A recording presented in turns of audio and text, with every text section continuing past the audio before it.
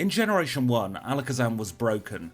Its huge special stats combined with its psychic typing meant that it had no real competition at all. And while Alakazam in Generation 2 did get a nerf by having its special attack and special defense split, along with the dark type being added, it is still a perfect contender for the Just the Battles series.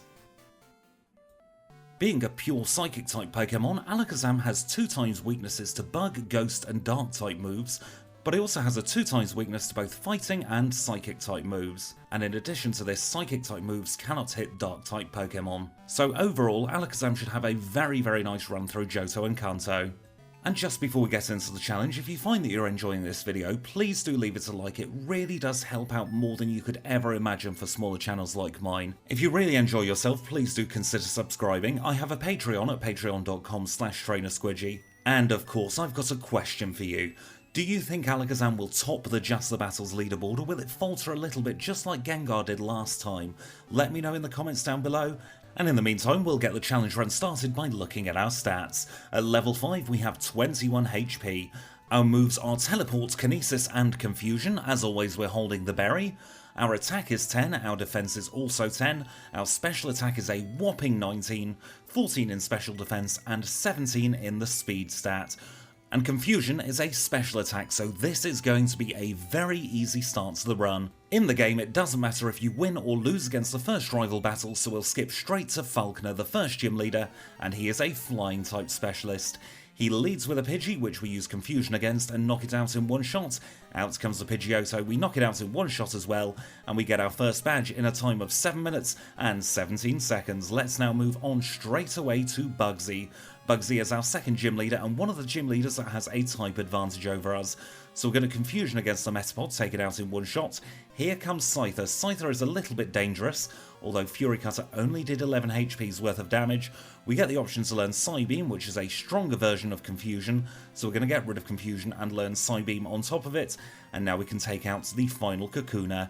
Kakuna is part Poison type, so Psybeam is super effective, and our time for defeating Bugsy is 15 minutes and 3 seconds. Let's now move on to the second rival battle. He will lead with Ghastly, which has a type advantage over us, but we also have a type advantage over it because it's poison type, so we'll knock it out. We'll do the same on the Zubat because that's also poison type, and now we've just got to take care of the Croconaw. Crocodile Scratch does barely anything at all, we defeat him and we grow to level 22.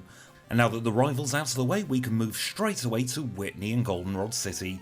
She is a normal type leader and leads with Clefairy. We use Psybeam against the Clefairy to knock it out in one shot, and we're on to Miltank. Miltank is quite bulky and starts to roll, but it's a simple 2-shot to knock it out, and we have defeated Whitney and get the option to learn Recover. We replace Teleport with Recover because we also have the Abra, and we get the badge in a time of 24 minutes exactly. We now have rival number 3 to take care of. He's once again going to lead with his Ghost-type Pokemon, so it's a quick Psybeam away to get rid of it. We then have Croconaw up, and Croconaw goes down to a single critical hit Psybeam. We taught Fire Punch to take care of the Magnemites, that goes down straight away, and the final Pokemon is Zubat. Zubat gets knocked out in one shot as well, and that was a very quick rival 3. And that means we can already move on to our fourth gym. Morty is a Ghost type specialist, but all of his Pokemon are parts Poison type, so we're just going to use Psybeam against every single one of his Ghost type Pokemon. In fact, in this battle, the only reason we got slowed down is because we had the option to learn Future Sight. I declined it as I don't really find Future Sight that useful of a move, and we just knock out all of his Pokemon in one simple hit. That's Morty down and the Fog Badge obtained in a time of 29 minutes and 49 seconds. And things don't get any harder for Alakazam here because we are in Chuck's gym now. Chuck is a fighting type specialist, and fighting is weak to psychic, so we take care of his Primeape in one shot, and we do exactly the same against Poliwrath. So that is our 5th badge obtained in a time of 35 minutes and 27 seconds. Let's now move on to Price, the ice type specialist. We don't have a type advantage here, but we now have Psychic on our learn set. Alakazam is one of the few Pokemon to learn Psychic via level up, and it means we take care of the Seal in one shot. It's 2 shots on the Dugong, we use Fire Punch on the Piloswine to knock it out, and that is another badge obtained. Time of 42 minutes and 42 seconds for Price's badge, and that means we can now move on to Jasmine. Jasmine is a Steel type leader, and Steel does resist Psychic type moves, however we still have Fire Punch. So we'll punch the Magnemite on the nose, we'll do the second one on the other part of Magnemite's nose, and then we have the Steelix to contend with. Steelix has quite a lot of physical bulk, but barely any special bulk, so it's just one fire punch to knock it out, and we get the Mineral Badge. After the Mineral Badge, we have another rival battle. This time he chooses to lead with Golbat. We use Ice Punch against it just to mix things up, and now we're on to Sneasel. I accidentally misclick and use Recover a couple of times here because I was trying to play as fast as I possibly could, but I quickly recover and use Fire Punch to knock it out. Here comes Feraligatr, and we use Psychic against it to take it down in one shot, and his next Pokemon is Magnemite. We still have Fire Punch once again, so we punch it in the mouth, and his final Pokemon is Haunter. Haunter is weak to Psychic, so we take it down in one shot, and that means we are on an exceptional pace because we have defeated the rival in under 50 minutes. Let's now move on to Claire, the Dragon-type specialist. We now have Ice Punch on our learn set to take care of the Dragonair, and we knock it out in one shot. Out comes Dragonair number 2, and we do exactly the same. So she sends out her third Dragonair, that goes down to a single Ice Punch as well, and that means we're now on to Claire's Ace Kingdra. We take her deep into healing range with our first Psychic. Smokescreen unfortunately hits, which means our third Psychic misses, but one more Psychic finishes her off, and we have defeated all of the Johto League. I believe we only used 29 attacks throughout the entire Johto League. That is phenomenal. But we can't hang about thinking about Claire all day, we have to go on to the next rival battle, and in hindsight I should have retaught Fire Punch for this battle. It doesn't matter though because we take out the Sneasel and the Golbat in one shot each, and here comes Magneton. Magneton proves to be a little bit of a problem because it resists all of our moves and we do end up getting paralysed. Sonic Boom takes off 20 health, which isn't the worst in the world. We get hit by a super effective Shadow Ball from Haunter, but we knock it out easily with a Psychic, and it's Kadabra against Alakazam. We easily knock it out in one shot using Ice Punch as it foresees an attack of its own, and the final Pokemon is Feraligatr. Feraligatr takes a slash over us, but that's not enough to knock us out, and we have defeated the rival in a time of 1 hour, 4 minutes, and 3 seconds. And just before the league, we're going to say thank you to our HM friends, Kenya, Abra, Psyduck, and Paris. And our first league member is Will. Will, just like us, is a Psychic-type trainer, however he doesn't have as much move diversity as us, so we'll get rid of the Xatu in one shot, and out comes another Xatu. Xatu 2 goes down in one Thunder Punch as well, and we are on to Jinx. We don't really have anything great against the Jinx, so I use Psychic on the first turn, and she sends us to sleep. I really should have picked Thunder Punch here, but the pressure of live streaming this run really got to me as we take a lot of damage there from Jinx. We wake up and knock out in 2 shots, and we are on to Executor. I get my brain back in order and use Ice Punch against it to knock it out in one shot. We are on to Slowbro. I used Ice Punch so that he didn't heal, and finished it off with a couple of Thunder Punches, and that is Will all done and dusted.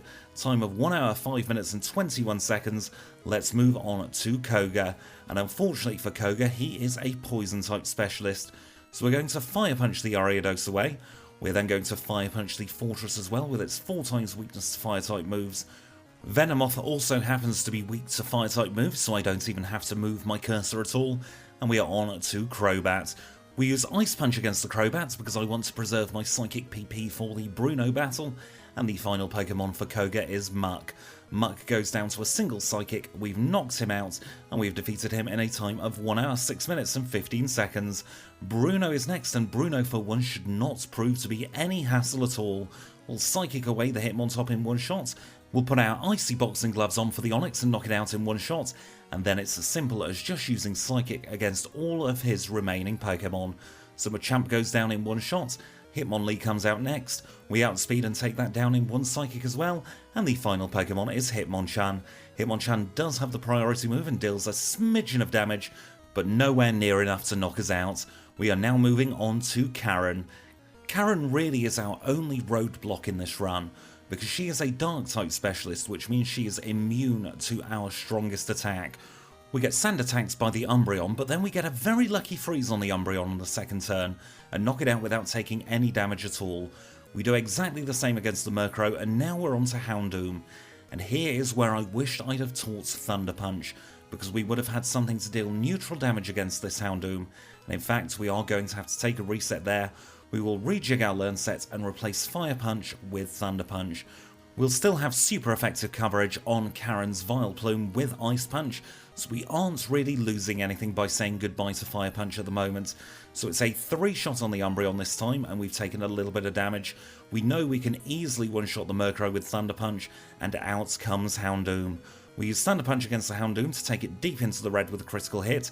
She gives us a taste of our own medicine by taking us into the red as well.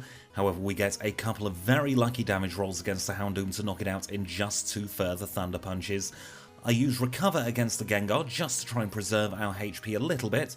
That does mean that Gengar swears and puts a curse on us, but it shouldn't really matter because it's 2 simple Psychics to knock out Gengar and Vileplume, and we have defeated Karen in a time of 1 hour, 9 minutes and 45 seconds.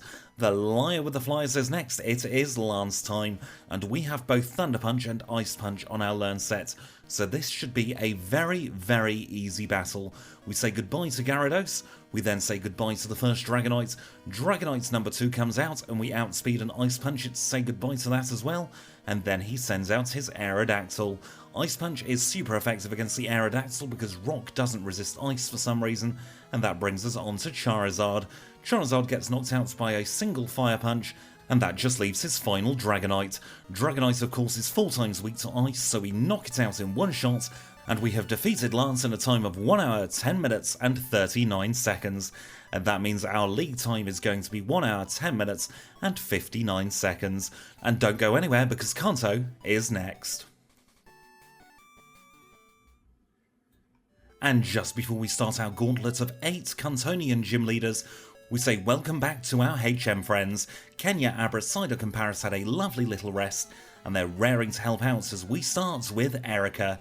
Erica is a grass-type specialist, and we still have Ice Punch, so we're going to Ice Punch the Tangler, we're going to do the same against the Jumpluff to knock it out in 1 shot, and here comes Bellossom. Bellossom is also weak to Ice, so we Ice Punch it away, and that just leaves Victory Bell. We have choices, we decide to go for the stronger move, Psychic against it, and we have defeated Erica in a time of 1 hour, 16 minutes and 37 seconds. Misty's next up on the chopping block. She is a water-type specialist, but that really is no issue at all for Alakazam because we have Thunder Punch. So we're going to Thunder Punch away the Golduck, and her next Pokemon is Starmie. We use Thunder Punch against the Starmie as well to knock it out in 1 shot, and she throws a bit of a spanner in the works here because she sends out a Quagsire. However, we get a lucky critical hit with Ice Punch to knock it out, and it's just a single Thunder Punch to take care of Lapras, and that is another badge obtained. Time of 1 hour, 20 minutes and 59 seconds for Misty, and now it's time for Sabrina.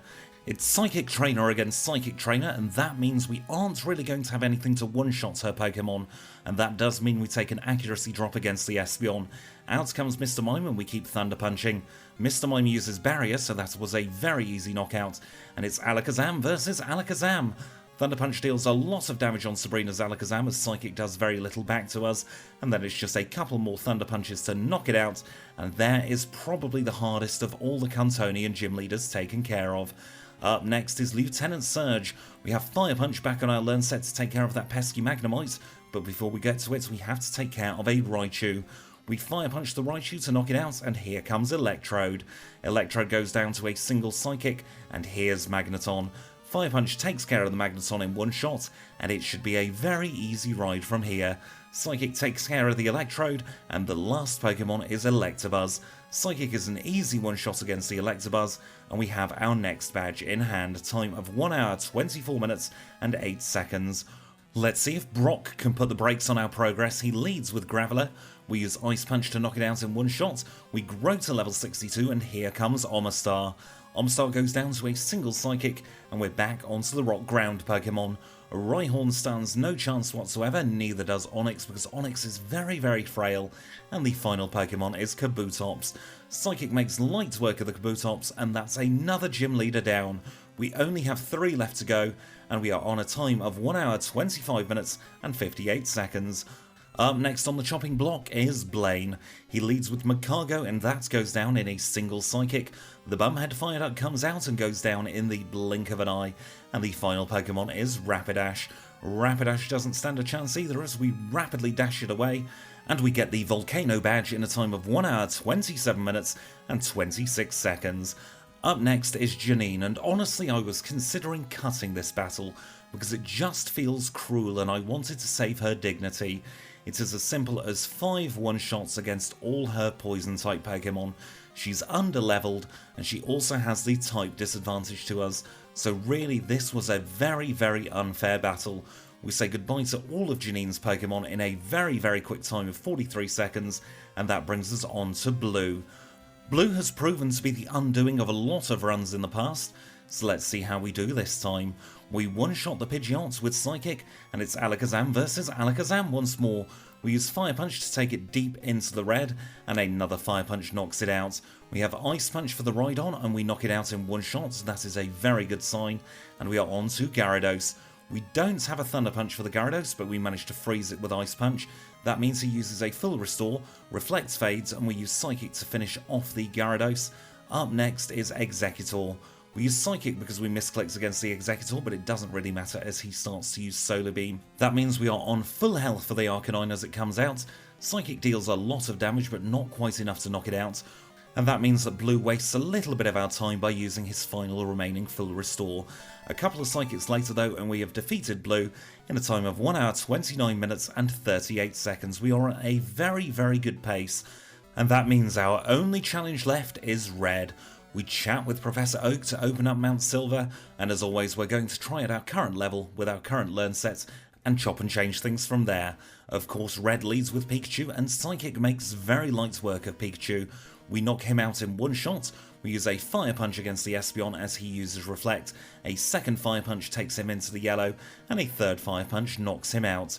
That brings us onto the pesky Snorlax. We use Ice Punch and deal very little damage. He paralyses us with Body Slam and knocks us out on the next turn. So the first thing we're going to do is get rid of Ice Punch.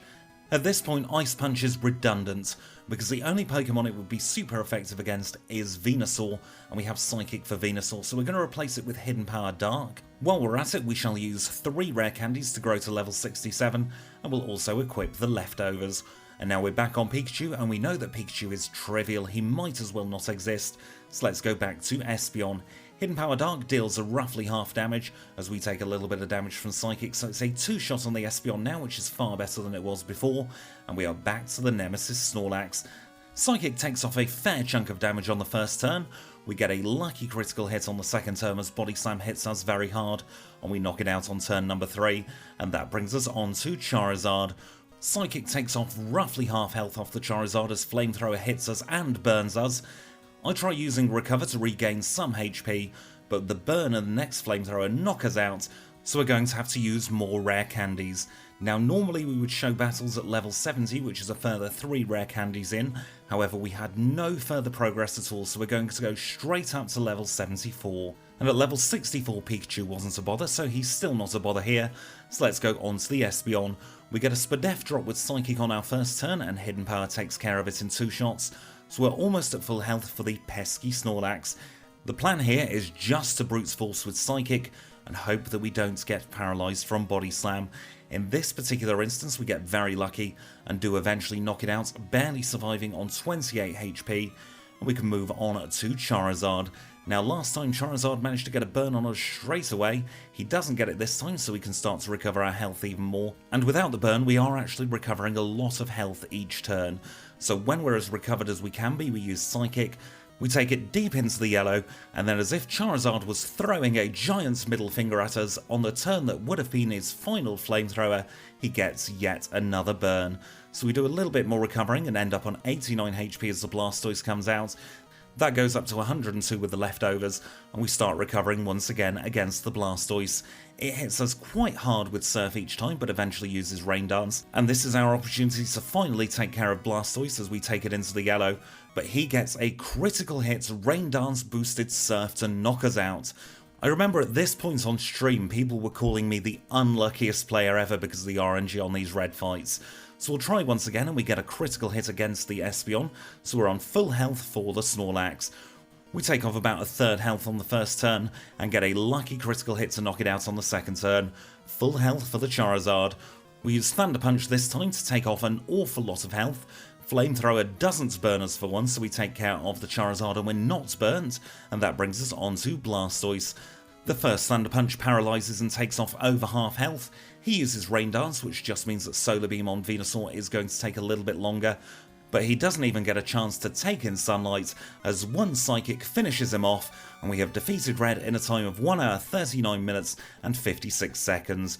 With a little bit of better luck, that could have been an even quicker run, but it's still enough to be top of our Just the Battles leaderboard. And with that, we are done. So I'm going to say thank you all so much for watching. I hope you've enjoyed yourself. If you have, please do leave a like. And if you really enjoyed yourself, please do consider subscribing. And until next time, I'll say thank you all so much for watching, and I'll see you all very soon.